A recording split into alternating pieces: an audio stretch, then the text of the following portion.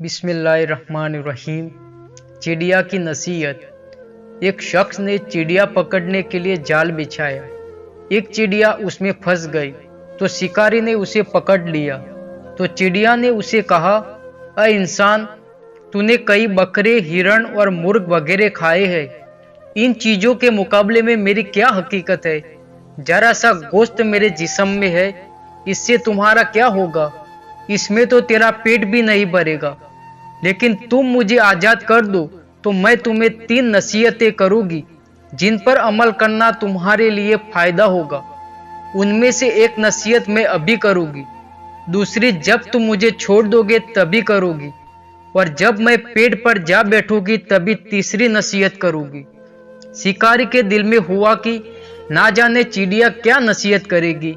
उसने चिड़िया की बात मानते हुए पूछा, तुम मुझे पहली नसीहत करो, तब मैं तुझे छोड़ दूंगा। फिर चिड़िया ने पहली नसीहत की, जो बात कभी नहीं हो सकती उसका कभी यकीन मत करना। ये सुनकर शिकारी ने चिड़िया को छोड़ दिया और सामने पेड़ पर जा बैठी। फिर बोली, मेरी दूसरी नसीहत ये है कि जो बात हो जाए उसका गम मत करना। फिर कहने लगी, अय भले इंसान, तूने मुझे छोड़ के बहुत बड़ी गलती की, क्योंकि मेरे पेट में एक नायाब कीमती मोती है। अगर तुम मुझे जिबा करते तो ये नायाब मोती निकाल लेते तो तुझे बहुत दौलत मिलती, जो तुम्हारे आने वाले कई नस्लों के लिए काफ़ी होती, और तुम बड़े रईस हो जाते। जब शिकारी ने यह बात सुनी तो अफसोस करने लगा और पछताया कि इस चिड़िया को छोड़ के जिंदगी की बहुत बड़ी गलती की। अगर इसे न छोड़ता तो मेरी नस्लें संवर जाती। चिड़िया ने उसे इस तरह सोच में पड़े देखकर बोली, अय भले मानस, अभी तुझे मैंने पहली नसीहत की जिसे तुम भूल गए कि जो बात कभी नहीं हो सकती उसका यकीन मत करना। लेकिन तूने यकीन कर लिया कि थोड़े से वजन वाली चिड़िया के पेट में पाव वजन का मोती रखती हूँ। क्या ये मुमकिन है?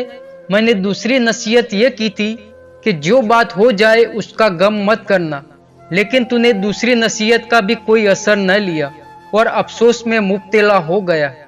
तुझे कोई भी नसीहत करना बिल्कुल बेकार है, क्योंकि तूने मेरी 2 नसीहत पर अमल नहीं किया तो तीसरी पर क्या करोगे? ये कहकर चिड़िया उड़ी और हवा में परवास कर गई। वो इंसान वहीं पर चिड़िया की बातों पर गौर फिक्र करने लगा। दोस्तों, वो लोग खुश नसीब होते हैं जिन्हें कोई नसीहत करने वाला हो। हम लोग अक्सर हमें अक्लमंद समझ के बूढ़े माँ बाप की नसीहत पर अमल नहीं करते, पर नुकसान उठाते हैं। तो दोस्तों, ये नसीहतें आपको कैसी लगी कमेंट करके जरूर बताइए और वीडियो को आगे शेयर करें। तब तक के लिए खुदा हाफिज।